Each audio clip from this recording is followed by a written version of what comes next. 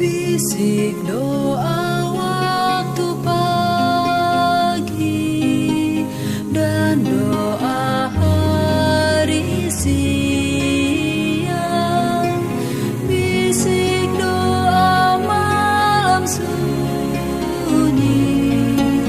agar hatimu senang. Shalom, salam sejahtera untuk kita semua. Saat ini mari kita siapkan hati dan pikiran kita untuk merenungkan kebenaran firman Tuhan. Mari kita minta tuntunan kuasa sorga, kita berdoa. Bapa di sorga, kami membutuhkan kuasa Roh Kudus-Mu, kiranya hadir saat ini di tengah-tengah kami, agar firman kebenaran yang akan kami renungkan kami boleh mengerti. Di dalam nama Yesus. Amin. Judul renungan kita hari ini ialah Dia menghajar orang yang dikasihinya. Ayat inti Ibrani 12 ayat yang ke-6. Karena Tuhan menghajar orang yang dikasihinya, dan Ia menyesah orang yang diakuinya sebagai anak. Saudaraku, Tuhan dapat memberikan kemenangan yang tampaknya kepada kita manusia boleh jadi penaklukan dan kekalahan. Kita ada dalam bahaya melupakan Allah, melihat pada perkara-perkara yang kelihatan, gantinya memandang dengan mata iman perkara-perkara yang tidak kelihatan.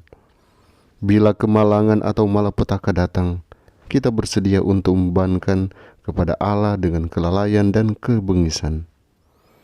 Jika Ia melihat cocok untuk memotong kegunaan kita dalam beberapa bagian, kita bersusah, tidak memikirkan bahwa dengan berbuat demikian, Allah boleh mengerjakan untuk kebaikan kita.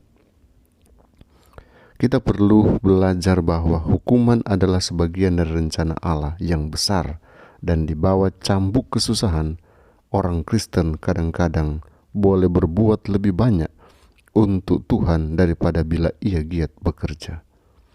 Pekerjaan memperoleh keselamatan adalah sesuatu kerjasama yang harus dikerjakan bersama-sama.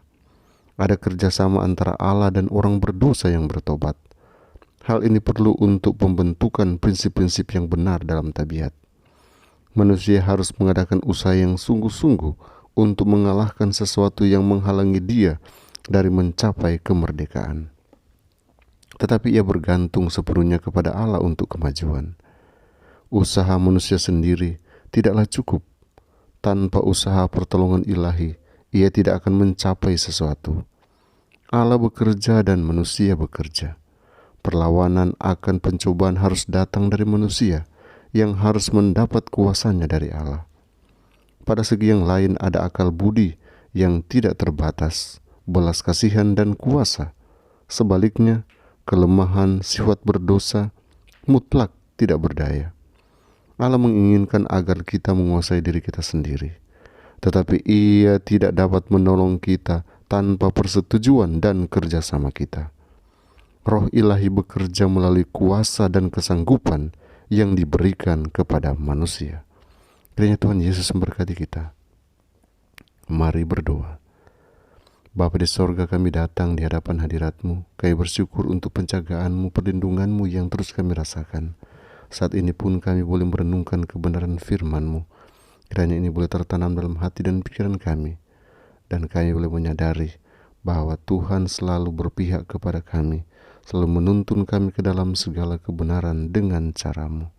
Bapa di sorga, kepadamu hamba menyerahkan seluruh umat-umat Tuhan, apapun pergumulan hidup yang sedang dialami, biarlah Tuhan selalu menyertai, menolong mereka, dan berikan seluruh kemenangan.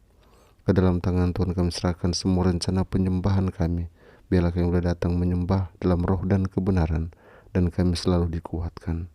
Bapa, ke dalam tangan kami serahkan setiap pergumulan umat, karena kami mau berdoa memohon berkat-Mu dalam nama Yesus. Amin.